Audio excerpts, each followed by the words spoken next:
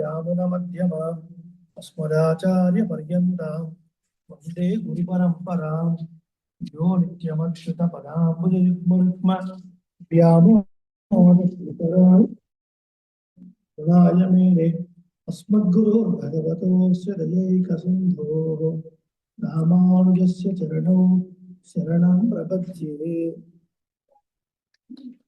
माता पिता युवतयस्तनया विभूतिः सर्वं नियमेन मदन्वयानाम् आद्यस्य न कुलपतेर्वकुलाभिरामं श्रीमट्टकं भीमणं प्रणमामि मूर्ध्ना विभूतं सरश्च महदाह्वयभट्टनाथ श्रीभक्तिसारकुलशेखर योगिवाहान् भक्ताङ्घ्रिरेव परकाल यतीन्द्रमिश्रान् श्रीमत्पराङ्कुशमुनिं प्रणतोऽस्मि नित्यम्। लीलाभङ्गस्तनिर्जटिसुप्तमुद्बोध्य कृष्णम् आराध्यं स्वं श्रुतिशतशिरसिद्धमध्यापयन्ति सुवच्युष्टायां सृजङ्गलिभं यावलात्कृत्यवन्ते गोदातस्यै नमः भूय एवास्तु भूयः। अस्मद्गुरुभ्यो नमः। ఇతిరాగవింశతిలో మనం రెండో శ్లోకాన్ని చెప్తున్నాం. ఇవాళ మూడు శ్లోకాలు వెళ్ళే ముందు ఒకసారి రెండో శ్లోకాన్ని రిపీట్ చేసి వెళదాం. శ్రీరంగరాజ చరణాంబుజరాజహంసం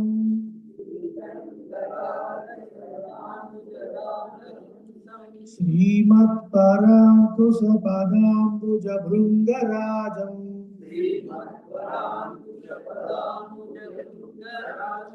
श्रीभट्टनाथ परकाल मुखाब्जमित्रं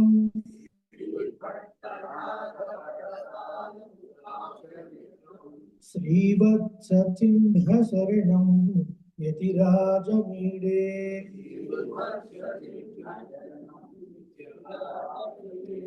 चिह्न अंचदवरु चिह्न अंचदालु आखिर नाव चिह्न जदवरु चिह्न శ్రీవత్స చిహ్న శరణం ఇది రాజమీడే. ఇవాళ మూడో శ్లోకాన్ని నేర్చుకున్నాం. వాచాయతీంద్ర మనసా వపుషా చ యుష్మత్. Full line. వాచాయతీంద్ర మనసా వపుషా చ యుష్మత్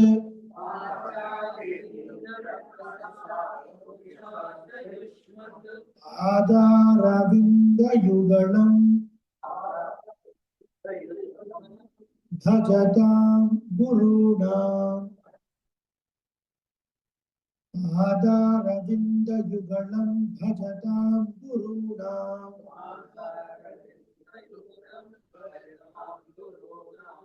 పూరాధినాథ కురుకేశ मुखाद्य पुंसां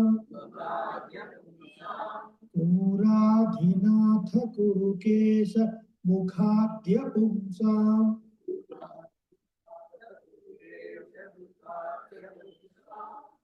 आदानुचिन्तन परः सततं भवेयम्. आदानुचिन्तन परः सततं भवेयम्.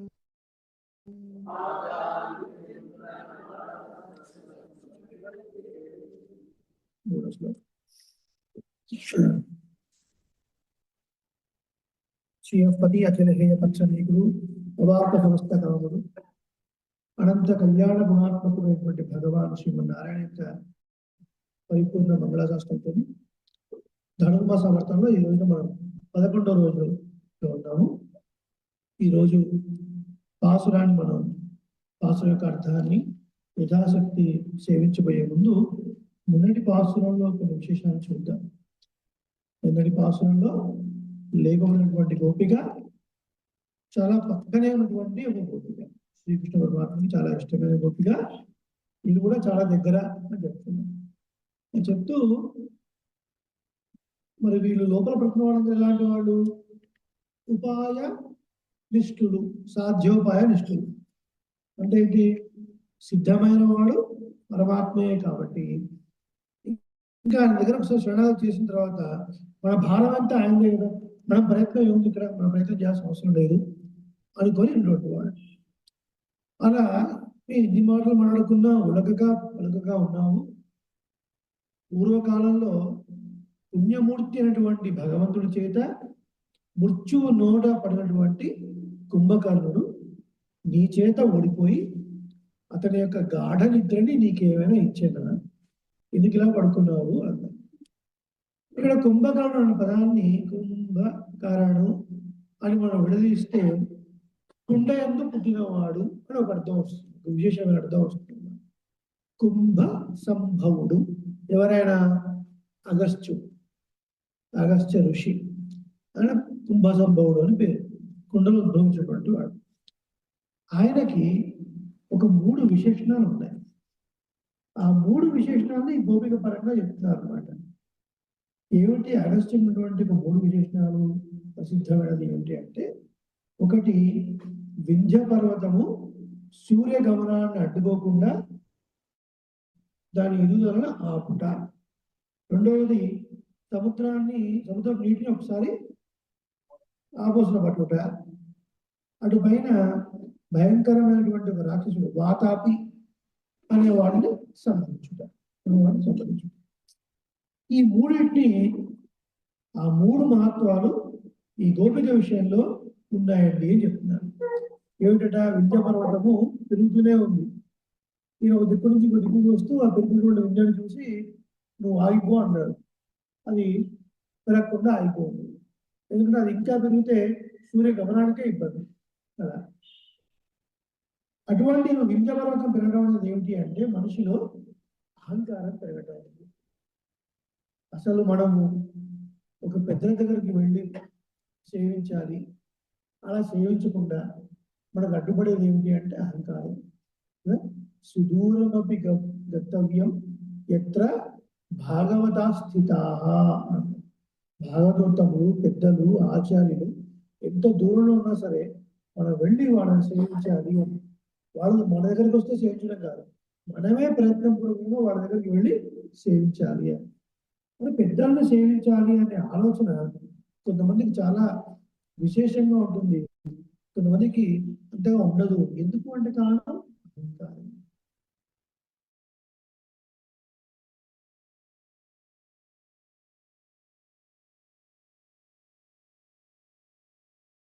గోపిక అటు అహంకారం లేనట్టిది అని అర్థం.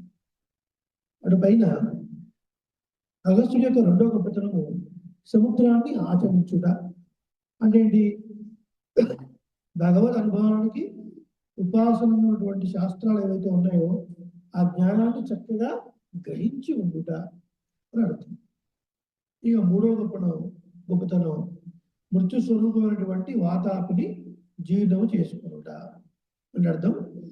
భగవద్ అనుభవాన్ని పొందాల్సినటువంటి వారు భగవద్ విషయంలో పరాకు లేకుండా సంతతం ఎప్పుడు దాన్నే స్మరిస్తూ ఉండుట. ఎప్పుడైతే భగవత్ స్మరణ లేదో అది మృత్యుతో సమానం. ఎందుకైనా సంహరించాడు అగస్త్య మహర్షి వాతాపిని అంటే వాతాపి ఇల్వరుడు అని ద్రణదముడు. వాళ్ళు దారిలో వస్తున్నటువంటి ఋషులందరినీ ఏదో ఒక మాయ కబురు చెప్పి సంహరిస్తూ ఉండేవారు. ఎలా అంటే వీళ్ళిద్దరు వాతాపి ఇల్వరుడు అడవిలో ఉండి ఆ దారిలో పోతున్నటువంటి ఋషులు బ్రాహ్మణోత్తములు ఎవరైనా వాళ్ళని ఆపి, అయ్యా ఇంట్లో ఇవాళ తండ్రి గారి తిరువధ్యయనము, మీరు తప్పకుండా సాపాటుకు రావాలి అని వాళ్ళని సాపాటుకు పిలిచి వాళ్ళకి కొన్ని పదార్థాలు పెట్టి, అంటే కృతయుగంలో ఏదో కొన్ని ఉన్నాయి, కొన్ని పదార్థాలు తినేటిగా ఉన్నాయి బ్రాహ్మణులు తినేవి. అందులో భాగంగా ఈ ఇల్లులు అనేవాడు వాతాపిని కూడా ఒక మేకలాగా చేసి దాన్ని భోజనంలాగా వండి పెట్టేవాడు. ఇప్పుడు ఆ యుగంలో బ్రాహ్మణులు అవి తిన్నారు అని ఉంది కృతయుగంలో. ఇప్పటికీ అది లేదు, దాని గురించి మనం వెళ్ళకూడదు, అది లోతైన చర్చ. అలా అయిపోయిన తర్వాత ఆ భోజనం అయిపోయిన తర్వాత వాతాపి అని పిలిచేవాడు. ఎవరు? ఇల్లు అనేవాడు. వాడు మళ్ళీ రాక్షస రూపాన్ని ధరించి ఆ ఋషి నుంచి బొట్టను చీచుకుని బయటకు వచ్చేవాడు. అలా వచ్చిన వాడు వీళ్ళు తింటూ ఉండేవాడు. అలా చేస్తున్నాడు. అలా ఇలా ఆగస్టు మాసంలో పిలిచారు. పిలిచినప్పుడు ఈయన కూడా చక్కగా భోజనం చేసి వాడు వాతాపి అని పిలవడానికి ముందే జీర్ణం జీర్ణం వాతాపి జీర్ణం అన్నాడు. అనగానే వాడు జీర్ణం అయిపోయాడు. ఇక ఎక్కడ వాతాపి పిలిచినా వాడు బయటికి రాలేదు. అదే వృత్తాంతం. సో అట్లా భగవద్ అనుభవము అది అవిచ్ఛిన్నంగా సాగుట. ఎప్పుడైతే భగవద్ అనుభవం సాగిందో మృత్యువుతో సమానం. అలా కుంభకర్ణుడు అంటే ఒక అర్థం, రావణాసుడు తమ్ముడైనటువంటి కుంభకర్ణుడి పోల్చి చెప్పొచ్చును. కుంభ సంభవుడైనటువంటి అగస్త్యుడిని కూడా పోల్చి అగస్త్యుడికి ఉన్నటువంటి 3 విలక్షణమైనటువంటి ధర్మాలు ఈ గోపిక పరంగా ఎట్లా ఉన్నాయి అని కూడా మనం అనుభవం చేయవచ్చు. వ్యాఖ్యానం తెలియజేస్తున్నాం. అరుంగళమే దుర్లభమైనటువంటి ఓ భూషణం వంటి దానా, నువ్వేం చేయక్కర్లేదు, మా గోష్ఠిలో కూర్చుంటేనే చాలా మాకు ఒక అందము అలంకరణ. అంటే అటువంటి భగవద్భక్తి ఉన్నటువంటి వాళ్ళు మన గోష్ఠిలో ఉంటే భగవంతుని యొక్క అనుగ్రహం మనకు త్వరగా లభిస్తుంది అని చెప్పడం అటువంటి ఉద్దేశం అనమాట.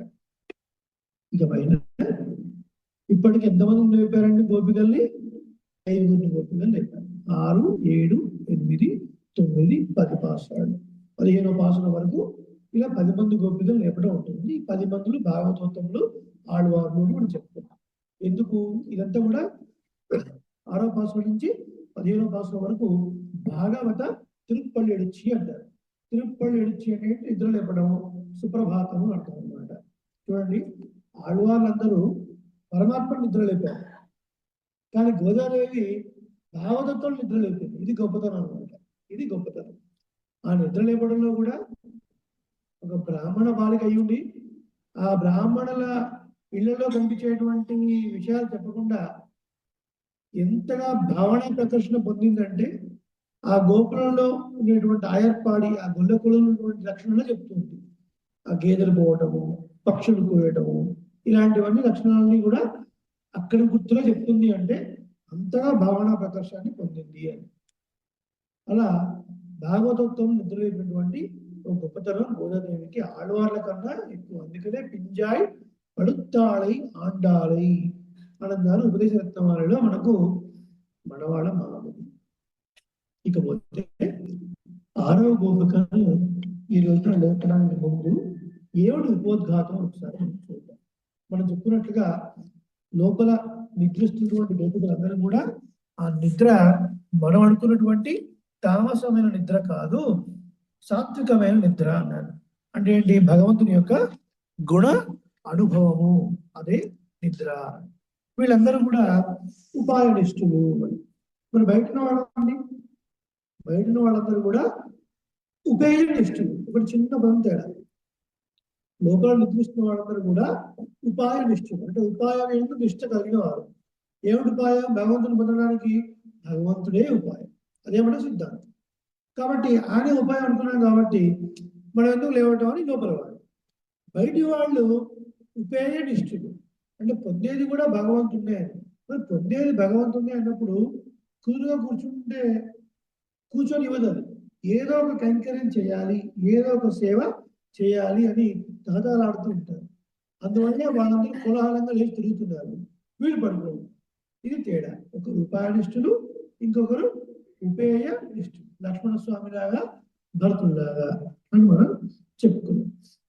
ఈ పాసురంలో 11వ పాసురంలో నిద్ర లేకపోయేటువంటి గోపిక మన గురించి చెప్తున్నారు. చక్కటి కర్మనిష్ఠులు అని. ఈ గోపిక కుటుంబం అంతా కూడా వాళ్ళ యొక్క స్వధర్మాన్ని పాటించేవారు, అటువంటి కర్మనిష్ఠులు అని చెప్తున్నారు. ఈ భాషలో ఇవ్వబోయేటువంటి గోపిక తన యొక్క అభిజనం చేత, అంటే వంశం చేత గాని, రూపం చేత గాని, గుణం చేత గాని చాలా గొప్పదైనది, చాలా అందమైనది, చక్కటి అభిజనం చెందినటువంటిది, అలాగే చక్కటి గుణములు కలిగినటువంటిది. ఆ మొత్తం గోకులంలో కృష్ణుడు ఎలాగైతే అందరికీ ఆకర్షణీయంగా ఉన్నాడో అలా కృష్ణుడికి కూడా ఆకర్షణీయంగా ఉండేటువంటి గోపిక ఈ రోజు లేకపోయేటువంటి గోపిక. కొన్ని సౌందర్యాలు కూడా ఇందులో వర్ణింపబడుతుంది. ఏమిటవి, ఎందుకు అలా వర్ణిస్తున్నారని మనం చూద్దాం. కాబట్టి కృష్ణుడిని పొందాలి అంటే నేను ఏమైనా పాటలు పాడాలా? కృష్ణుడిని పొందాలి అంటే నేనేమైనా పద్యాలు రాయాలా, కృష్ణుడిని పొందాలంటే నేనేమైనా నోములు వేయాలా, అవన్నీ ఆయనే చేయాలి నా కొరకు అనేటువంటి గోపిక ఇట్లాంటి గోపిక అనమాట. ఎందుకు? అభిజనం వల్ల కానీ, అంటే వంశం వల్ల కానీ, సౌందర్యంతో కానీ, గుణంతో కానీ చాలా గొప్పదైనటువంటి గోపిక అని చెప్తున్నారు. అని చెప్తూ భగవత్ ప్రాప్తికి కలిగినటువంటి జ్ఞానం ఉన్నప్పటికీ కూడా మన ఎటువంటి పరిస్థితుల్లో కూడా మన కర్మని విడవరాదు. అటువంటి కర్మనిష్ఠులు ఈ గోపిక యొక్క కుటుంబ సభ్యులు అని నేను చెప్తాను. ఇక్కడ కొద్దిగా మనం వివరించుకుంటాం. ఇప్పుడు సకల ఫలప్రదోహి విష్ణువు అని మనకు శాస్త్రం చెప్తుంది. అంటే అన్ని ఫలములు ఇచ్చేవాడు భగవంతుడు శ్రీమన్నారాయణుడు అని. ఇక్కడ మరి ఆయన్ని పొందడానికి ఏది మార్గము అంటే, మనం లౌకికమైనటువంటి ఉపాయాలు ఏవి కూడా ఆయన పొందడానికి ఉపాయాలు కాదు, సాక్షాత్తు ఆయన కృపయే ఉపాయము. ఇది మనకు శాస్త్రాల్లో నిగూఢంగా చెప్పబడిన విషయం. మరి మనల్ని రక్షించడానికి, మనకు మోక్షాన్ని ఇవ్వడానికి పరమాత్మయే సాక్షాత్ ఉపాయం అయినప్పుడు మరి మనం కర్మలు చేయాలా వద్దా? కర్మలు చేయాలా వద్దా?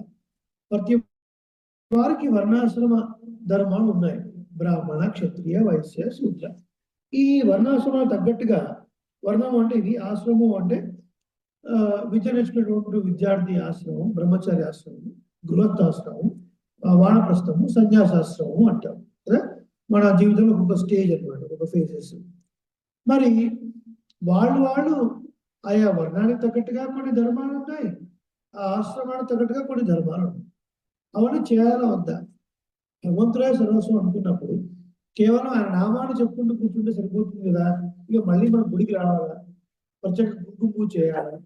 మనం మీరు దధిమదనం అనేది చేశారు కదా, దధిమదనం చేయాలా వచ్చి? భగవంతుడు ఉపాయం తెలిసిపోయింది కదండి. ఆ ఇంట్లో కూర్చుంటే పోలేదా?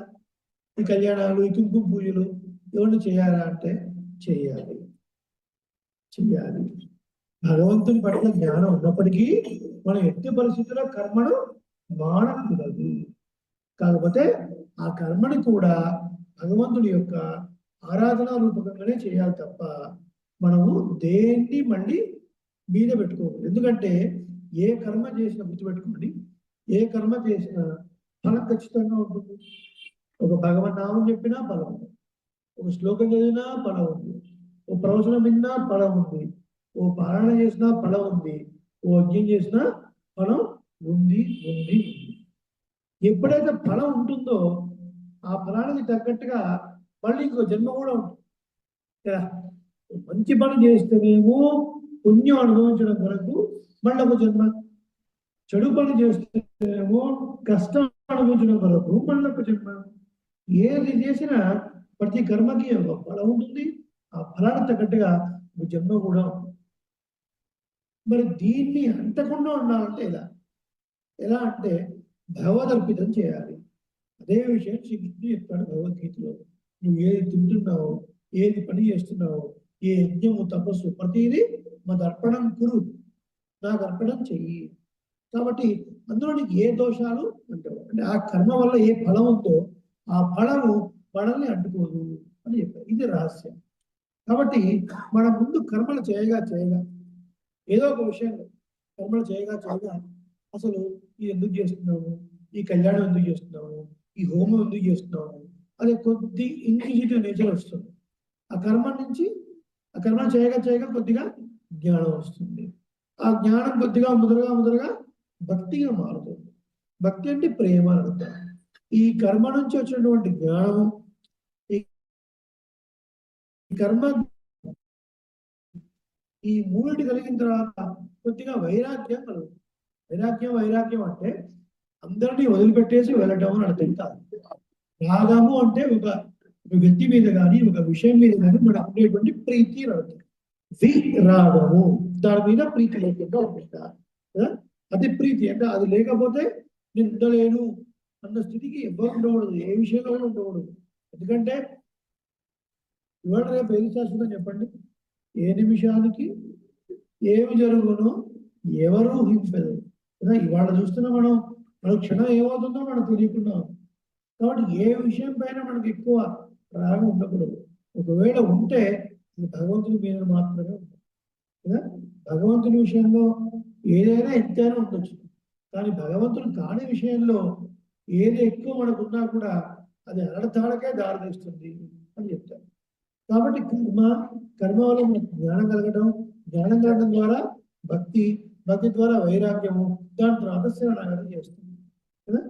ఇక అంతా నువ్వే అని తెలుసుకుంటాం. అప్పుడు ఈ భక్తి మార్గంలో మనం ఉన్నప్పుడు భగవంతుని కళ్యాణ గుణం అనుభవించడానికి మనం ఎక్కువగా ఈడుపడి ఉండాలి, అంటే ఎక్కువగా కష్టపడి ఉండాలన్నమాట. అది మనకు శ్రేయస్సును కలగజేస్తుంది అని చెప్తారు. ఇక్కడ ఈ భాషలలో నిద్రలేకపోయినటువంటి గోపాలకు వంశం ఎట్లాడతారంటే వాళ్ళు చక్కగా తమ తమ కర్మలని భగవత ఆరాధన రూపంగా చేసేటువంటి వాళ్ళు. యత ప్రవృత్తిర్భూతానాం ఏన సర్వమిదం తతం స్వకర్మణాత స్వకర్మణ తం అభ్యర్చ్య సిద్ధి విందతి మానవ. ఎవడి వలన సకల బ్రహ్మాండాలు పుడుతున్నాయో, ఎవడి వలన ఈ లోకాన్ని ఏ దారం కట్టకున్నా గోళాలాగా అట్లా విశ్వంలో ఉండి తమ తమ పనులు చేస్తున్నాయో, ఎవడు ఈ విశ్వం అంతా వ్యాపించి ఉండి రక్షించి ప్రళయం చేస్తున్నాడు, అటువంటి పరమాత్మని తమ తమ కర్మల చేత ఆరాధించడం తప్ప వేరొక మార్గం లేదు. అలా మన వర్ణాశ్రమ ధర్మానికి తగ్గట్టుగా మనం పరమాత్మని ఆరాధించి ఆయన్ని తృప్తిపరచడం, తద్వారా ఆయనకు సంతోషాన్ని పొంది మనకు అన్ని అనుగ్రహిస్తూ ఉంటాడు అని చెప్పడమే ఇందులో ఉద్దేశం. కాబట్టి భగవంతుడే సంరక్షకుడు, భగవంతుడే సర్వ నియామకుడు అన్న జ్ఞానం ఉన్నప్పటికీ ఎట్టి పరిస్థితుల్లో మనం జయ శ్రీమన్నారాయణ, జయ శ్రీమన్నారాయణ జీవ ప్రవచన में कल जरूर मिलेंगे हम, విశాల్ జీ. కాబట్టి ఎట్టి పరిస్థితుల్లో ఆ కర్మను మనం విడవరాదు అని చెప్తున్నారు. తర్వాత ఎలా చేయాలంటే కర్మని యోగ కర్మసు కౌశలం. ఏ పని చేస్తున్నా కూడా దానితో మనం ఫలాభిసంగరహితంగా ప్రతిదీ భగవద్ ఆరాధన రూపంగా మనం చేసినప్పుడు దానివల్ల మనకు వచ్చేటువంటి ఫలితాలు ఏవి మనకు అంటవు అని చెప్తారు.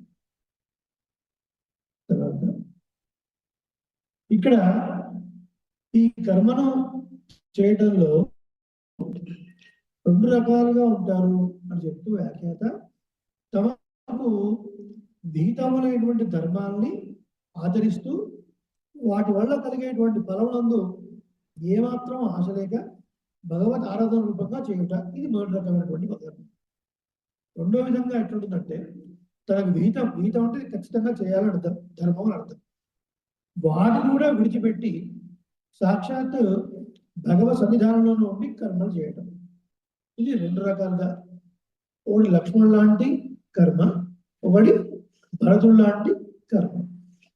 ఎప్పుడు అంటే ఆయన ఆజ్ఞను పాలిస్తూ భరతుడు ఉన్నాడు, అసలు తాను చేయాల్సిన ధర్మం కూడా నువ్వు ఇక్కడ ఉండురా, వృద్ధులైనటువంటి దళితులను చూసుకుంటూ నువ్వు ఉండు, నాతో అడవులోకి ఎందుకు అని చెప్పినా కూడా విడవకుండా తన ధర్మాన్ని పక్కన పెట్టేసి సాక్షాత్ ధర్మం రాముడు కదా. రాము విగ్రహవాన్ ధర్మ, వృద్ధులైన దళితులను చూడటము, ఇంకేదో చూడటము ఇవన్నీ తర్వాత. సాక్షాత్ ధర్మం పరమాత్మే కదా. కాబట్టి ఈయన యొక్క కైంకర్యాన్ని కోరుకునేటువంటి వాడు లక్ష్మణుడు. అలా అలా చెప్తూ చెప్పారు. ఇక ఈ పాసురంలో లేకపోతే గోపిక యొక్క సౌందర్యాన్ని ఎలా వర్ణిస్తున్నారు అనే విషయాన్ని ఒకసారి మనం పాసురాన్ని ముందు విని వాటిపైన కొన్ని అర్థాన్ని, కొన్ని విశేషార్థాలను మనం సేవిద్దాం. మనోజ్ఞ గారు ఒకసారి మీరు హ్యాండ్ రైజ్ చేస్తారు. మనోజ్ఞ పంచాంగం చేసుకుంటారు ఒకసారి. జై శ్రీమన్నారాయణ అండి. జై శ్రీమన్నారాయణ.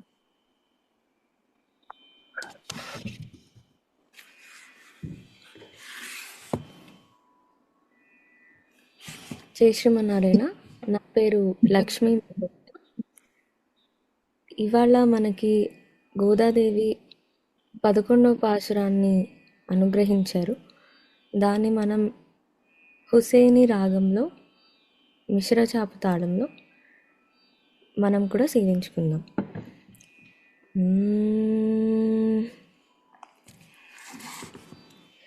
கற்று கரவ கணங்கள் பல கரந்து கற்று கரவை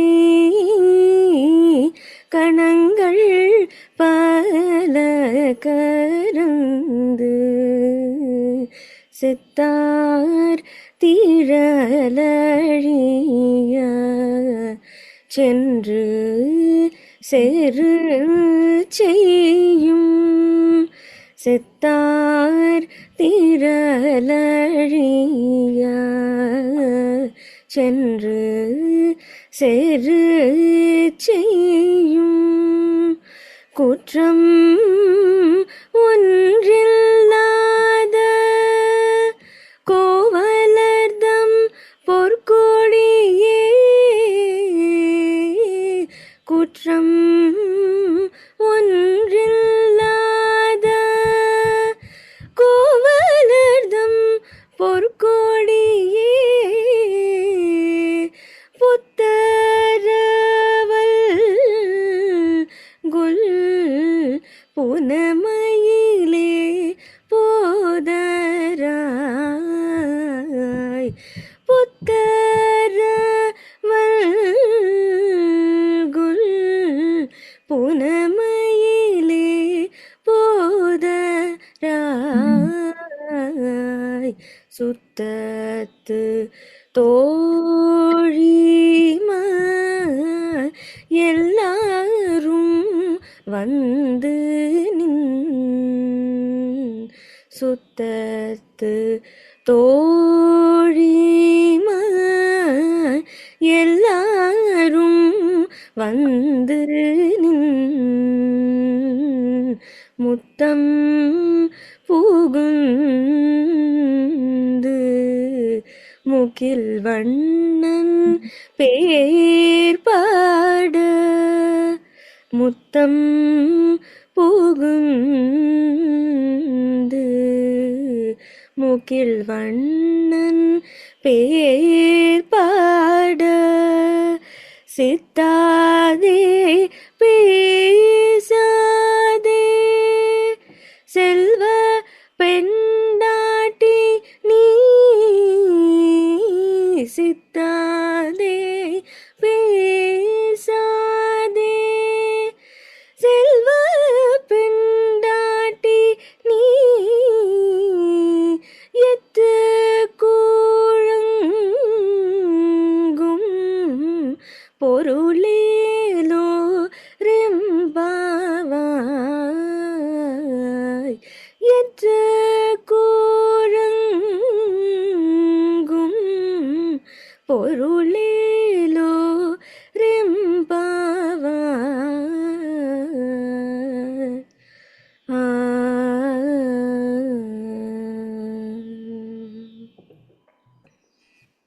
ధన్యవాదాలు. అనేక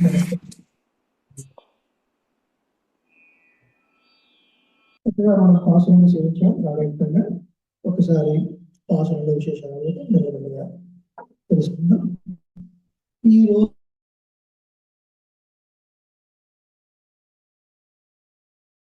అద్భుతమైనటువంటి త్రివేణి సౌందర్యాన్ని వర్ణిస్తున్నారు.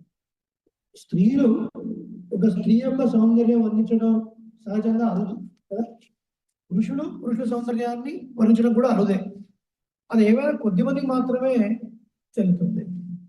శ్రీరామాయణంలో శ్రీరాముడి యొక్క అందాన్ని వర్ణిస్తూ మహర్షి అంటారు, చంద్రకాంతానం రామం అతీవ ప్రియదర్శనం రూప ఔదార్య గుణై పుంసాం దృష్టి చిత్తాప. ఎట్లా ఉన్నట్టు రామచంద్రుడి యొక్క ముఖము ఆజానుబాహుడు. పూర్ణచంద్రుడు చూస్తేనే చాలా మందికి ఆనందం. పూర్ణచంద్రుడి కన్నా మించినటువంటి గొప్ప సౌందర్యం. అంతటి అందంగా ఉన్నాడు. చూసేవాళ్ళ యొక్క చూపును తన రూపం చేత కట్టుబడేస్తున్నాడు. చూసేవాళ్ళ యొక్క మనస్సును తన గుణాల చేత కట్టుబడేస్తుంది, ఆకర్షిస్తున్నాడు. అంతటి ఒక గొప్ప సౌందర్యం శ్రీరాముడు. అలా మహాభారతంలో వర్ణించేటప్పుడు ద్రౌపది సౌందర్యాన్ని కూడా వర్ణిస్తారు. ద్రౌపది సౌందర్యాన్ని వర్ణిస్తున్నటువంటి స్త్రీలందరూ మేము పురుషులం కాకపోయామే అని వర్ణిస్తారు. అంతటి సౌందర్యం. అలా ఈ భాషలలో గోపికలందరూ లోపల నిద్రిస్తున్నటువంటి ఈ గోప యొక్క సౌందర్యాన్ని వర్ణిస్తున్నారు. సౌందర్యం లావణ్యం అని రెండు పదాలు మీరు ఎప్పుడన్నా విన్నారు? సౌందర్యం రెండు ఒకటేనా? కొద్ది డిఫరెన్స్ ఉంది. లావణ్యము అంటే సముదాయ శోభ అని అర్థం. ఏమర్థం? సముదాయ శోభ. సౌందర్యము అంటే అవయవ శోభ. ఏదో ఒక బాడీలో అవయవాన్ని, కళ్ళు బాగున్నాయి, ముక్కు బాగుంది, అది సౌందర్యాన్ని పడుతుంది. సముదాయ శోభ అంత కలిస్తే లావణ్యము అని అంటారు. ఈ పాసురంలో ఈ గోపు యొక్క సౌందర్యము లావణ్యము కీర్తింపబడుతుంది. అయితే ఇప్పుడు సంప్రదాయంలో ఒక మాట ఉంది. ఏమిటది అంటే భాగవతత్వం యొక్క ఆచరణ యొక్క కేవలం అంత గుణాలనే అంటే ప్రశంసించడం మాత్రమే కాదు, వారి యొక్క బాహ్య శరీర సౌందర్యాన్ని కూడా శిష్యులు అనుభవించాలి అని ఒక మాట. అందుకే మనం నిత్యం కీర్తన తీసుకున్నప్పుడు ఇంట్లో చదువుతాం మనం. செய்யத்தாமரை தாளினை வாழியே சிலை வாழி திருநாவி வாழியே துய்ய மார்பும் உரிநூலும் வாழிய சுந்தர திருத்தோழினை வாழிய கையுமேந்திய முக்கோலும் வாழிய கருணை பொங்கிய கண்ணினை வாழிய பொய்யிலாத மணவாள மாமுனி உந்தி வாழி புகழ் வாழி வாழியே டியார்கள் வாழ அரங்கநகர் வாழ சடகோபன் தன் தமிழ் கடல் சுண்ட மண்ணுலகம் வாழ மணவாள மாமுனியே இன்னமொரு நூத்தாண்டிரும் సీతామణి తారలే వాడి శేలేవాళ్ళు తిరునాము వాడి మణవాళ మాముని యొక్క తిరుమేని సౌందర్యాన్ని వర్ణిస్తున్నారు. అందమైన కళ్ళు వర్ధిల్లాలి, వారి యొక్క అందమైన భుజాలు వర్ధిల్లాలి, వారి చేతిలో పొందికగా అమరి ఉన్నటువంటి త్రిదండం వర్ధిల్లాలి. కరుణై పొంగియ కన్నీనై వాడియే, ఎప్పుడు కరుణారసం కనిపించేటువంటి వారి యొక్క కన్నీరు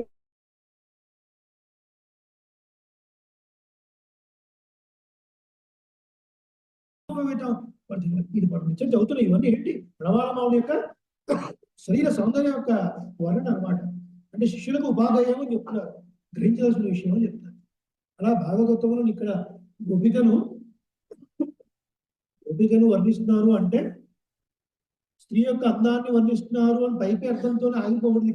ఇక్కడ నేత్రం వాళ్ళందరూ ఎవరు? భాగవతంలో ఆడవారు. కాబట్టి వాళ్ళ యొక్క ఆత్మ గుణాలు ఎంత పొగడదగినవో వారి శరీర వర్ణన కూడా అంత పొగడదగినవి. అది శిష్యులకు ఉపాధేయము అని చెప్తారు. కత్తు కరవై కణంగా పలకరించదు.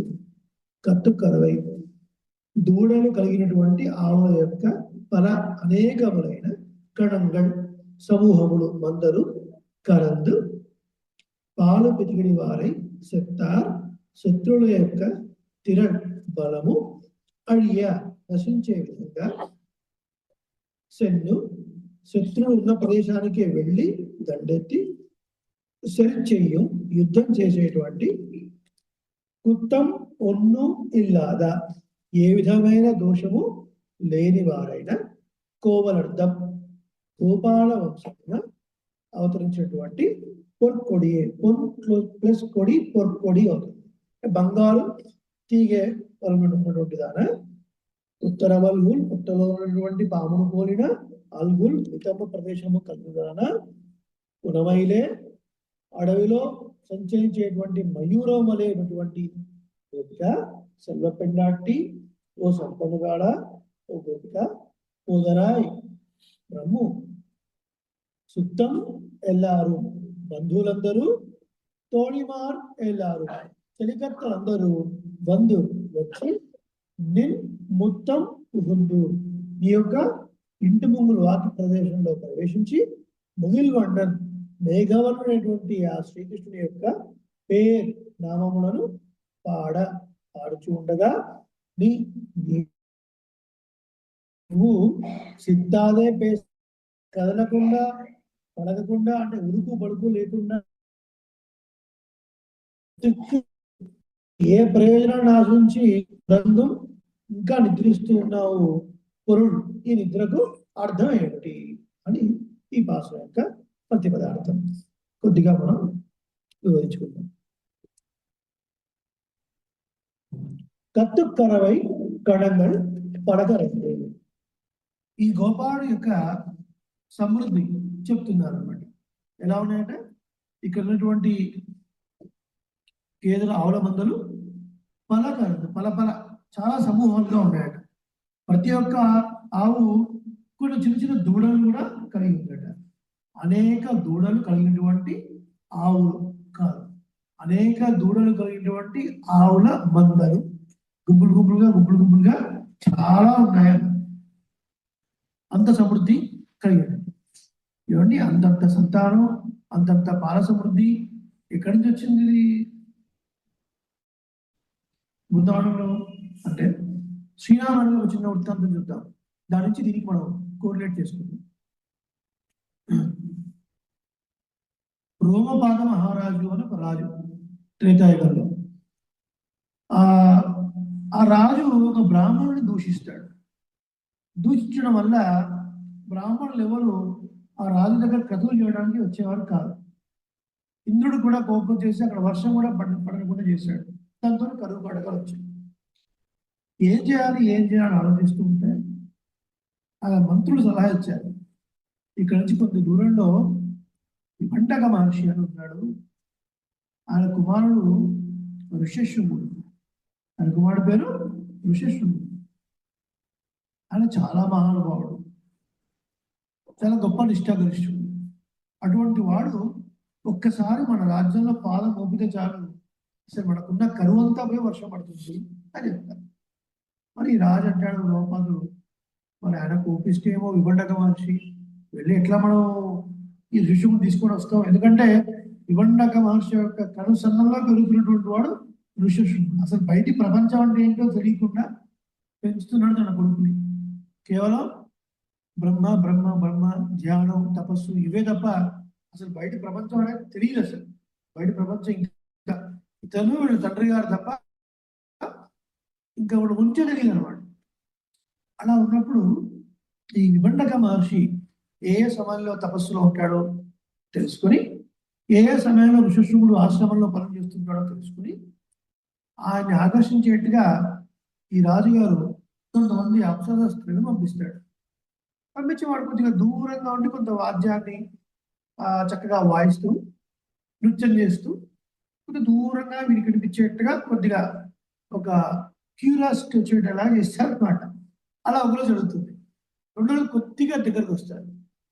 కొద్దిగా స్పష్టంగా ఆ సంగీత పరికరాల ధ్వనులు, ఆ నృత్యము కొద్దిగా స్పష్టంగా కనిపిస్తుంది. ఇంకో మరుసటి రోజు వీళ్ళు కూడా కనిపించేలాగా దగ్గరకు వస్తుంది. కొద్దిగా అలా వచ్చి ఇంతో మాటలు కలుపుతూ ఉంటాడు. ఇంతో మాటలు కలిపి ఆ తర్వాత అలా 1, 2 కొంతకాలం రావడం మానేస్తాడు. 2, 3 రోజులు కావాలని ఈయన వెతుక్కోవడం ప్రారంభిస్తాడు. ఆ తర్వాత మళ్ళీ ఒక సమయాన్ని చూసి మెల్లగా వచ్చి, మేము ఒక ప్రదర్శన తీసుకుని వెళ్దాం అనుకుంటున్నాం, ఒకసారి వస్తావా అని మెల్లగా.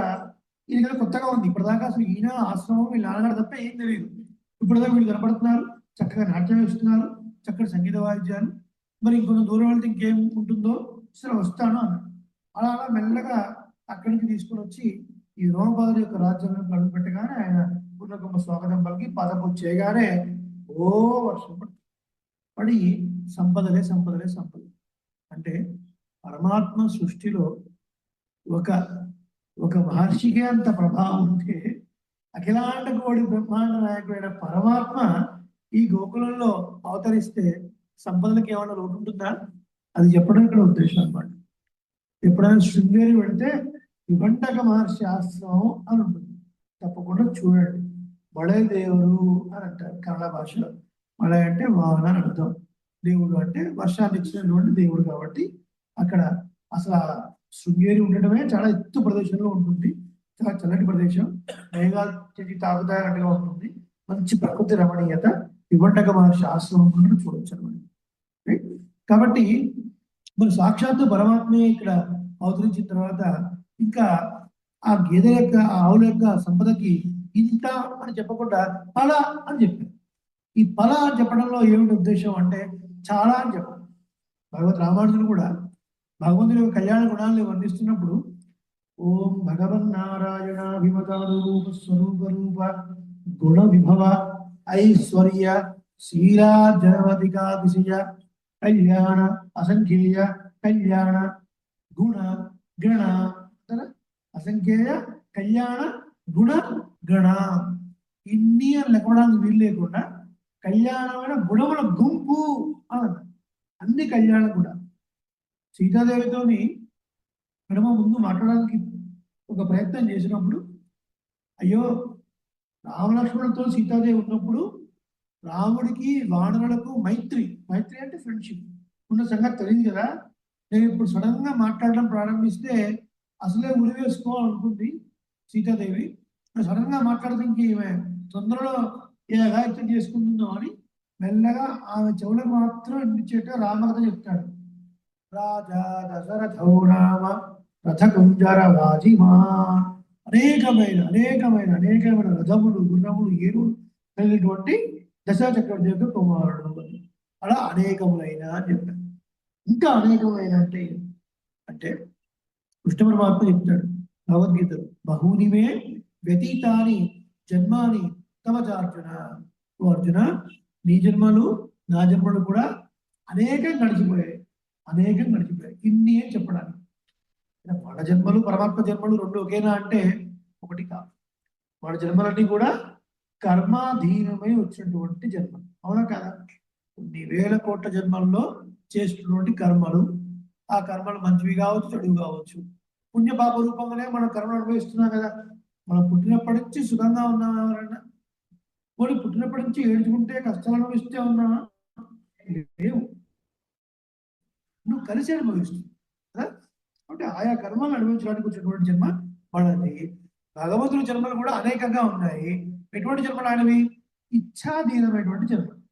అంటే మనల్ని కాపాడాలని అతను కోరికతో తీసుకున్నటువంటి జన్మలు తప్ప పరమాత్మ కర్మాధీనం కాదు. మనకు కొద్దిగా తెలుగులు ఎక్కువైపోయి వాట్సాప్ లో ఫేస్బుక్ లో చాలా చోట్ల రాస్తుంటారు కృష్ణ పరమాత్మ తన వారికి కర్మ తప్పలేదండి, ఆయన పడుకుంటే చివరి క్షణంలో ఓ బోయేవాడు బాణం వేశాడు, త్రేతాయుగంలో ఈయన వారిని చెట్టు చాటు నుంచి చంపాడు, అందుకని పరమాత్మకు ఈ యుగంలో అదే బోయేవాడి దగ్గర నుంచి ఒక బాణంతో ఈయన అవతార సమాప్తి చేయాల్సి వచ్చింది. చూడండి, కర్మ ఎవరు వదిలిపెట్టదండి. ఇది తెలివి తక్కువ అనమాట. ఇది మిడిమిడి జ్ఞానం అంటారు. దీన్ని మిడిమిడి జ్ఞానం అంటారు. పరమాత్మ అందుకనే అంటారు అర్థపంచక జ్ఞానం తెలుసుకోవాలి అని. అంటే ఏంటి? పరమాత్మ స్వరూపం ఏమిటి, జీవ స్వరూపం ఏమిటి, ఆయన పొందడానికి ఉపాయ స్వరూపం ఏమిటి, ఆయన పొందే వచ్చేటువంటి విరోధ స్వరూపం ఏమిటి, ఆయన పొందితే మనకు కలిగే ఫలం ఏమిటి. పరమాత్మ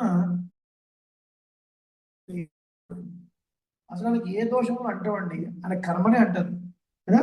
అంటున్నప్పుడు ఎక్కడో ఆ త్రేతాయుగంలో కర్మ ఇది వెంటాడింది అంటే ఇక పరమాత్మకి కర్మ ఉంది, జీవుడికి కర్మ ఉంటే ఇంకేముంటుంది? మన ఉపనిషత్తులు చెప్పలే కదా. సిఎఫ్ పదియాయ్ వైకుంఠ నికేతనాయ్ అఖిల హేయ పర్చనీకనాయ్ అనంత కళ్యాణ గుణాత్మకనాయ్. అఖిల హేయ పర్చనీకుడు, అఖిల సమస్త ఏయమైన గుణములకు పర్చనీకుడు ఎదురొట్టుగా నిలబడినవాడు అంటారు. ఎదురుగా నిలబడ్డవాడు అర్థం. ఏమైన గుణములు అంటే ఏమిటి? ప్రకృతి సంబంధమైన గుణములు అంటే ఏమిటవి? పాపకర్మలు, ఆకలి దప్పులు, ముసలితనము, మరణం. ఇవన్నీ మనకున్నా కానీ పరమాత్మకి లేవు. ఇవన్నీ మరి పరమాత్మ కూడా మనలోనే ఉన్నాడు కదా. ఇప్పుడు అందరికీ శ్రీహరే అంతరాత్మ పిండార రాజు నిద్రించు నిద్రయులొకటే అండరే బంటు నిద్ర నదియులొకటే అని అనవసరపిస్తుంది కదా. అందరికీ శ్రీహరి అంతరాత్మ అన్నప్పుడు మరి అందరూ మంచి పని చేసే వాళ్ళే ఉన్నారా? లేదు కదా. మనందరం కూడా మంచి పని చేస్తూనే ఉన్నాం, చెడు పని కూడా చేస్తూనే ఉన్నాం. కొన్ని కావాలని చేస్తున్నాం, కొన్ని కర్మ వాసన బట్టి మనం తెలియకుండా చేస్తున్నాం. మరి మనం కూడా చేస్తున్నాం తప్పు పనులు. మరి మన హృదయంలో కూడా పరమాత్మ ఉన్నాడు. మరి పరమాత్మకు దోషం అంటదా? ఏమండి అంటదా అంటే అంటదు అని శాస్త్రం చెప్తుంది. ఏంటంటే లాజిక్ ఏదైనా ఉండాలి కదా. పడప్పుడు అంటది ఎట్లా గుర్తుందండి? ఇప్పుడు ఇప్పుడు స్విమ్మింగ్ పూల్లో దూకామండి. స్విమ్మింగ్ పూల్లో దూకి స్విమ్మింగ్ చేసిన తర్వాత బాడీ అంతా తడుస్తుందా తడవదా? తడుస్తుంది. నాకు నేను స్విమ్మింగ్ పూల్ స్విమ్మింగ్ చేసినా సరే నా ముగ్గురు తడవదు అంటే ఎవరు నమ్ముతారా? అసలు సాధ్యమే పని అది. కానీ ఇక్కడ భగవంతుడికి కర్మలు అంటవు అంటారు. ఒక ఉదాహరణ చెప్తాను. తప్పు చేసిన వాళ్ళని శిక్షించి ఒక ప్రదేశంలో పెడతారు. దానికి ఏమిటి పేరు? జైలు అని పేరు, లేదా కారాగారం అని పేరు. అందులో ఎవరుంటారు? తప్పు చేసిన ఖైదీలు ఉంటారు. మరి జైలు సూపరింటెండెంట్ కూడా అందులో ఉంటాడు కదా, అవునా? జైలు సూపరింటెండెంట్ కూడా అందులోనే ఉంటాడు. ఆయన పోయి వస్తూ ఉంటాడు. అంత మాత్రం చేసి ఈయన కూడా దోషాలు నాకు చెప్పడానికి ఉంటుందా అండి? ఉంటుందా? ఉండదు. వాడు చేసిన తప్పుకు ఎవడెవడికి ఎన్ని సంవత్సరాలు శిక్ష వేయాలి, ఎవడెవడి ముందు పంపించాలి, ఎవడెవడి తర్వాత పంపించాలి, ఈ లెక్క మొత్తం కట్టేవాడు జైలు సూపరింటెండెంట్ కదా. కాబట్టి పరమాత్మ అట్లాంటి వాడు మనలోనే ఉండి మనం చేసిన కర్మకు అనుగుణంగా ఆయా ఫలితాలు మనకు అనుభవింపజేసేవాడు. కాబట్టి ఇక జైల్లో ప్రతి వాడు తప్పు చేసిన వాడు అంటే లేదు కదా. జైలు సూపరింటెండెంట్ మనకి తప్పులే లేవు. మరి మన లౌకికంగా ఉదాహరణలోనే జైలు సూపరింటెండెంట్గా తప్పు లేనప్పుడు మన పరమాత్మకి అట్లా తప్పు అడగకుండా ఉంటాడు అంటే నమ్మకం ఉండడానికి ఆశ్చర్యం ఏముందండి? నమ్మాలి శాస్త్రాన్ని. ప్రతిదానికి ఉదాహరణ చెప్పడం కుదరచ్చు, కుదరకపోవచ్చు. కుదిరిన చోట ఉదాహరణతో మనం సమన్వయం చేసుకోవాలి. కుదిరిన చోట ఆ బుద్ధిని కలిగించేవాడు దండం పెట్టి దాన్ని మనం అనుభవించాలి తప్ప మనం పరమాత్మకే దోషం అంతగట్టేంత తెలియగల వాళ్ళలాగా ప్రవర్తించకూడదు. కాబట్టి అట్లా వచ్చే మెసేజ్ అవన్నీ కూడా ప్రామాణికం కాదు. పరమాత్మకి ఏ కర్మ అంటారు. కాబట్టి ఇక్కడ పడకరందు అని చెప్పడంలో అనేకమైనటువంటి గోవుల మంద కలిగి అని చెప్పారు. ఒక అర్థం, పరమాత్మయే అవతరించడం చేత పరమాత్మ యొక్క వేణుగానము చేత పుష్టి కలిగినటువంటి గోవులు. అవి అడుగుకు వెళ్ళి మేస్తూ ఉంటారు మనం అనుకుంటాం. కానీ ఒకసారి గడ్డిని పట్టుకొని పరపరా నమిలితే ఆ శబ్దం వల్ల ఎక్కడ పరమాత్మ వేణుగానం వినడానికి డిస్టర్బెన్స్ అవుతుందో అని అవి వేయకుండా అట్లే ఉంటాయట. ఎట్లుంటాయట? చిత్రితోపములాగా ఉంటాయట. ఒక పెయింట్ వేస్తే ఎట్లా ఉన్నాయో, ఒక ఆవు దూడ గడ్డి పెయింట్ వేస్తే ఎట్లా ఉంటాయో అట్లాగే ఉంటాయట.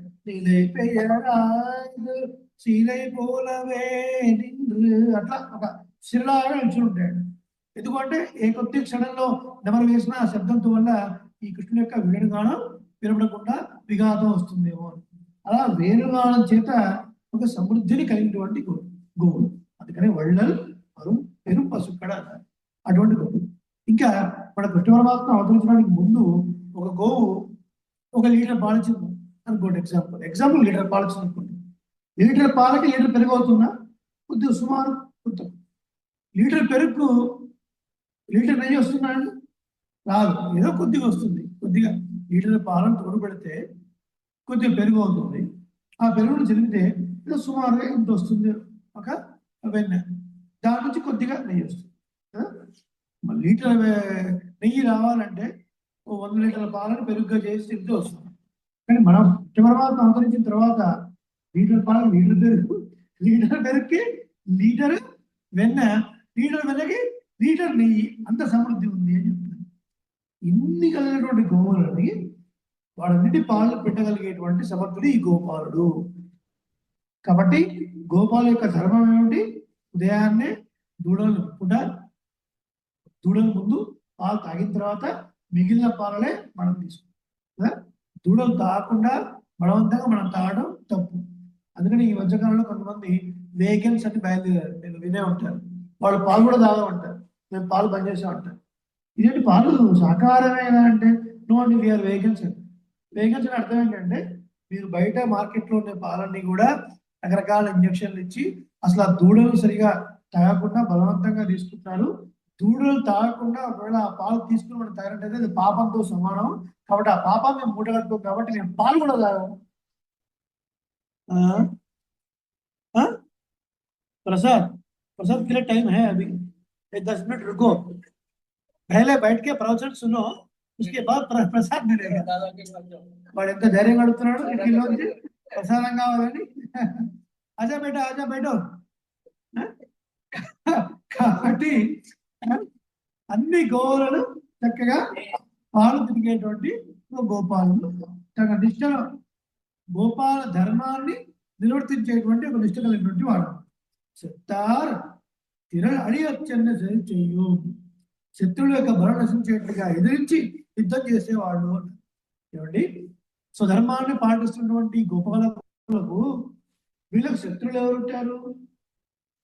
వీళ్ళు కేవలం పాల్గొంటున్నటువంటి అమాయకులు వీలేదు. వీళ్ళకు శత్రువులు ఎవరు అంటే భగవంతుడు శత్రువులు ఎవరో వీళ్ళకి శత్రువులు వాడు.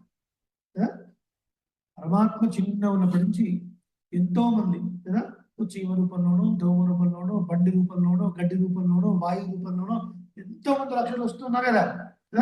పరమాత్మ యొక్క వైభవాన్ని అడ్డుకునేవారు, పరమాత్మ యొక్క వైభవానికి వ్యతిరేకులు ఎవరైతే ఉన్నారో వాళ్ళే వీళ్ళ శత్రువులు. అలా శత్రువులు ఉన్నారని తెలిస్తే వాళ్ళు వచ్చేదాకా కాదు, వీళ్ళే వాళ్ళ దగ్గరికి వెళ్ళి వాళ్ళ బల నశించేట్లుగా యుద్ధం చేసేటువంటి మంచి బల సంపన్నమైనటువంటి గోపాలు. ఈ భాషల్లో లేపబడేటువంటి గోపికల యొక్క వంశం ఎట్లాంటిది అంటే అంత బలం ఉన్నటువంటి వాడు. ఎట్లాగైతే ప్రాగ్ఞత పురాణానికి వెళ్ళి మరీ కృష్ణుడు నరకాసురుని సంహరించాడు, ఎట్లాగైతే లంకా నగరం వరకు నడుచుకుంటూ వెళ్ళి మరీ శ్రీరామచంద్రుడు రావణాసురుని సంహరించాడు, అలా శత్రువుల యొక్క బలం నశించేట్లుగా వీళ్ళు వెళ్ళి యుద్ధం చేసి వాళ్ళ బలాన్ని నశింపజేస్తారు. భగవంతుడు కూడా శత్రువులు ఎవరు? భగవంతుడు శత్రువులు ఎవరు ఉంటారా? ఎవరు ఉండరు. అందరూ ఆయన సంతానమే కదా, ఆయన అంశతో పుట్టిన వాళ్ళమే కదా. అందరూ ఆయన అంశతో పుట్టినటువంటిప్పుడు అందరిలో ఆయన ఉన్నప్పుడు ఒకడు ఆయనకు కావలసిన వాడు, ఒకడు శత్రువు అనేవాడు ఎవరు ఉండరు. ఒకవేళ పరమాత్మ శత్రువు అనేవాళ్ళు ఎవరైనా ఉంటే తన భక్తులకు శత్రువులు ఎవరో వాళ్ళే ఉంటారు తప్ప నేరుగా భగవంతుడికి శత్రువులు అంటూ ఎవరు ఉండరు. ఇది మనకు భారతంలో కనపడుతుంది. భారతంలో కృష్ణ పరమాత్మ దూతగా వెళ్ళినప్పుడు, దూతగా వెళ్ళిన తర్వాత ఆయనకి ఆతిథ్యం ఇవ్వాలనుకుంటాడు. ఎవరు? దుర్యోధనుడు. భీష్ముడు అనుకుంటాడు, చాలా మంది అనుకుంటారు, కానీ వాళ్ళు ఎవ్వరు ఆతిథ్యాన్ని తీసుకోడు. మరి ఎవరు ఆతిథ్యాన్ని తీసుకుంటాడు? విదురుడి యొక్క ఆతిథ్యాన్ని తీసుకుంటాడు. విదురుడి యొక్క ఆతిథ్యాన్ని, పరమ భక్తుడు భాగవతోత్తముడు. అటువంటి ఆతిథ్యాన్ని తీసుకుని వెళ్ళినప్పుడు తర్వాత అడుగుతాడు అనమాట దుర్యోధనుడు, ఏంటి బావా నువ్వు ఇంతమంది ఆతిథ్యం ఇస్తాను కూడా తీసుకోకుండా నువ్వు ఆ విదురుడి ఇంట్లో భోజనం చేయడానికి కారణం ఏమిటి అంటే అప్పుడు ఎంతో కృష్ణ ద్విషదన్నం నభోక్తవ్యం ద్విషంతం నైవ భోజయేత్. శత్రువుల ఇంట్లో అన్నం తినవద్దు, శత్రువుకి అన్నం పెట్టవద్దు అని చెప్తాడు. ఇప్పుడు పాపం అని చెప్పి మనం శత్రువుకి అన్నం పెట్టినా వాడికి ఏదో ఒంట్లో బాగాలేకుండా పోయినా కూడా అంటే ఏదో పెట్టామని చెప్పి చంపేశారని చెప్పి ఒక అవార్డు వస్తుంది. శత్రువు ఇంట్లో అసలు తినకూడదు, వాడు ఆల్రెడీ వాళ్ళ శత్రువు కాబట్టి వాడు మనకి ఏం పెడతాడో తెలియదు. ఆశ్చర్యంగా ఉంది, నేను శత్రువునా అన్నాడు. దుర్యోధనుడు ఏమన్నాడు, వీళ్ళ బంధుత్వం ఉంది కదండి, బలరావణ పరంచి బంధుత్వం కూడా ఉంది, వియ్యంకులు కదా, ఏంటి వియ్యంకులు పట్టుకొని శత్రువులు అంటున్నావు బా, ఎందుకు శత్రువునా అంటే ఇప్పుడు నాకు శత్రువు అంటాడు. ఎట్లా అంటే అమ్మ ప్రాణాహి పాండవా, పాండవులు నాకు ప్రాణం లాంటి వాడు కాబట్టి పాండవులు నశించాలని కోరుకుంటున్నావు కాబట్టి నువ్వు నాకు శత్రువువే అని చెప్పాడు. కాబట్టి పరమాత్మ నేరుగా శత్రువులు ఎవరు ఉండరు, పరమాత్మ యొక్క భక్తుల శత్రువులు ఎవరో వారే అని. కాబట్టి చూడండి, హిరణ్యకశిపుడు ఎంత దూషించినా వచ్చిన సంబంధించుకుని వెంటనే బాలేదు, ఎన్ని మాటలన్నా పడ్డాడు. కానీ పరమ భాగవతుడైనటువంటి ప్రహ్లాదుడిని విపరీతంగా హింసించినప్పుడు అప్పుడు సంబంధించుకొని చాలా ఉగ్ర రూపంలో వచ్చాడు. దీన్ని కురతరం అని అంటారు. స్వామి, దేవతలు కానీ రాక్షసులు కానీ నీ పట్ల అపరాధం చేయడం ఇది ఏమన్నా కొత్తనా? ఇంతకుముందు ఎప్పుడు చేయలేదా? ఎన్నోసార్లు చేశారు, కానీ ఎప్పుడు లేనట్టుగా ఈసారి ఎందుకే ఇంత ఉగ్ర రూపాన్ని తీసుకొని వచ్చావు? ఇంత ఉగ్ర రూపమా? సాక్షాత్ లక్ష్మీదేవి కూడా నీ దగ్గర రావడానికి భయపడుతోంది, ఎందుకు ఇంత ఉగ్ర రూపం?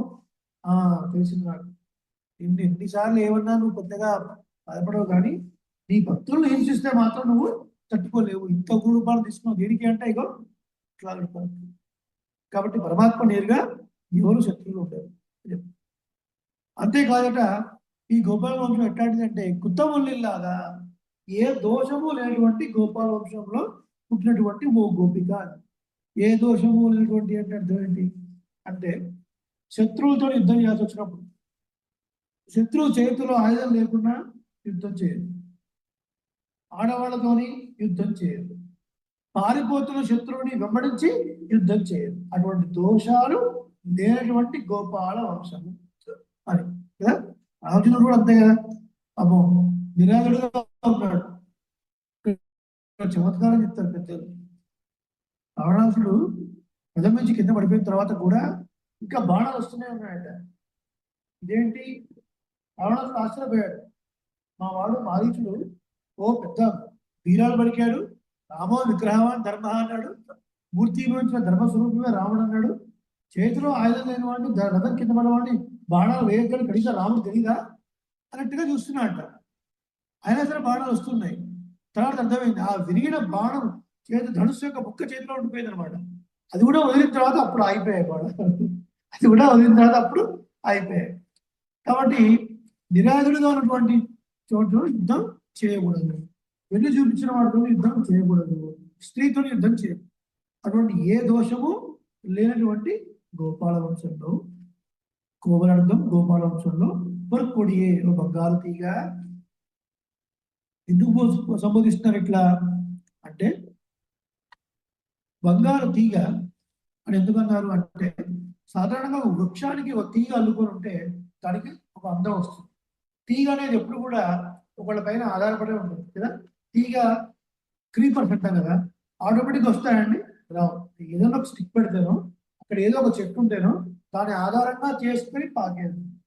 అట్లా కృష్ణుడే సర్వస్వము అనే ఒక ఆధారాన్ని కలిగినటువంటి ఈ గోపిక తీగ చెప్తూ, ఉత్తరవళగులు పురమైనే పోతరాయి పుట్టరోలు సర్పం అంటే వితంబం తగదాన.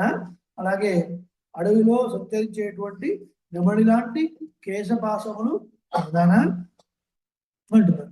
సో ఈ రెండు కొన్ని విశేషణాలు. దీన్ని రేపటి రోజు మనం సేవించే ప్రయత్నం చేద్దాం. ఇప్పటిదాకా ఇంకా నిద్రపోయింది చాలు. గోపికలందరూ కూడా అంటే ఏంటి, భాగవతంలో వాళ్ళని లేపుకోవడమే ఒక ప్రయోజనం అని ఆ వర్ణానికి చెందిన వారు నీతో బంధుత్వాన్ని కలుపుతున్నారు కదా. మరి ఆ వర్ణం కాని వాళ్ళు నీతోని స్నేహాన్ని పెట్టుకున్నారు. కాబట్టి సుత్తత్తు తోడిమాడు వెళ్ళారు అంటే ఏంటి అర్థం? బంధువులందరూ వచ్చారు, స్నేహితులందరూ వచ్చారు. వచ్చి నేను మొత్తం ముగిలి పట్టడం పేర్పాడా, నీ ఇంటి ముందు వచ్చి మేము వెయిట్ చేస్తున్నామని తీసుకుని రావడానికి. కాబట్టి నువ్వు మా గోష్ఠిని అలంకరించడమే మాకు ఒక ఆనందము. ఇలాంటి గోపిక ఖచ్చితంగా మా గోష్ఠిలో ఉంటేనే కృష్ణుడికి అనుగ్రహం త్వరగా మా మీద పడుతుంది. కాబట్టి రావాలి. ఆ వచ్చి నేను ఏం చేయాలి అంటుంది గోపిక. అంటే ముగిల్ వండని పేర్పాడా అంటే ఆ మేఘవర్ణుడిని మేము చక్కగా కీర్తించి ఉండగా నువ్వు రావాల్సింది.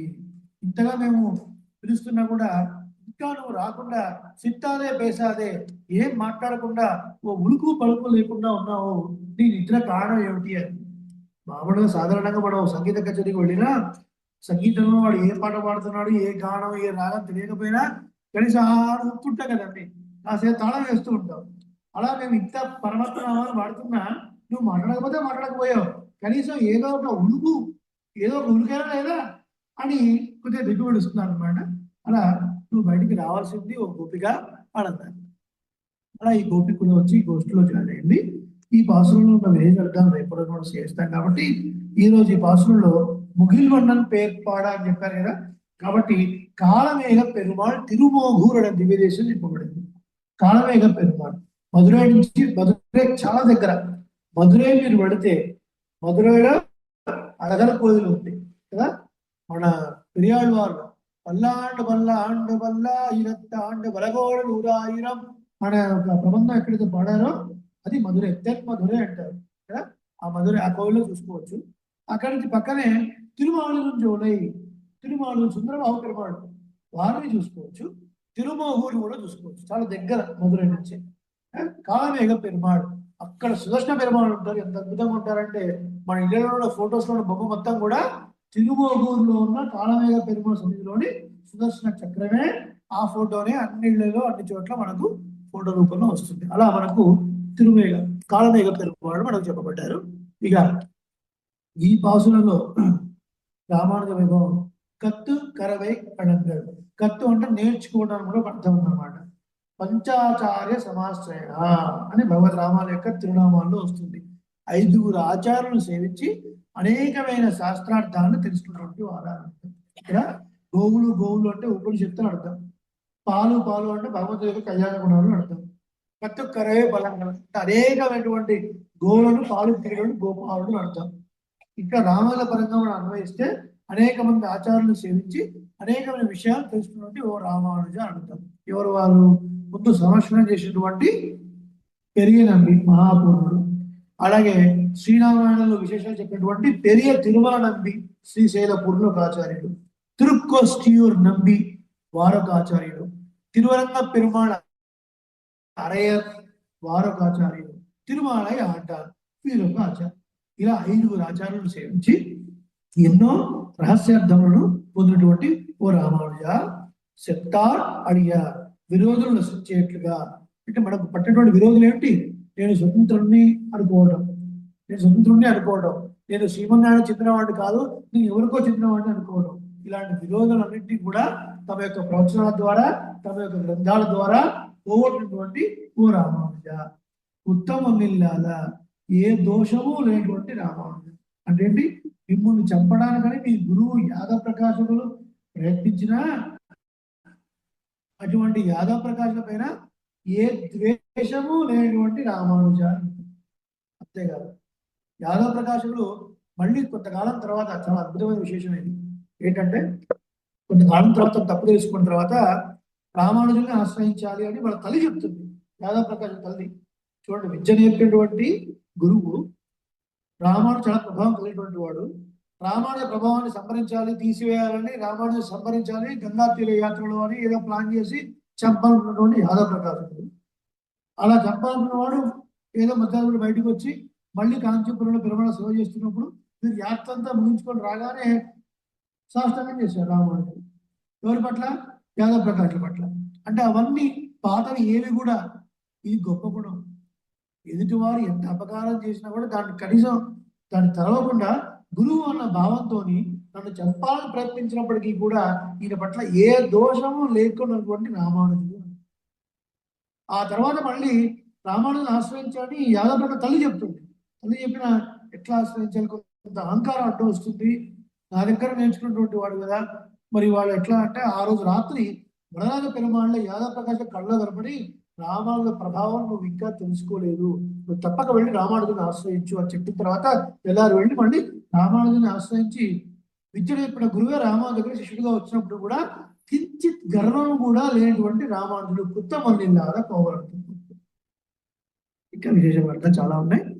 శ్రీమచ్చై విష్ణు చిత్తార్య మనోనందన హేతవే నందనందన సుందర్యే గోదాయై నిత్యమంగళం మాతృశాపించరత్రాణ బద్ధకంకణపాణయే విష్ణు చిత్త ధనుజాయై గోదాయై నిత్యమంగళం. ఇక్కడే పూర్వభూన్యాం తులసీ కారణోద్భవాం ఆడ్యే విష్ణుంబరాం గోదాం వందే శ్రీరంగనాయకీం ఆళ్వార్ తిరువిகளே శరణం எம்பெருமானார் திருவடிகளே சரணம் ஜீயர் திருவடிகளே சரணம் ஆண்டாள் திருவடிகளே சரணம். ஸ்வஸ்தி. అనేక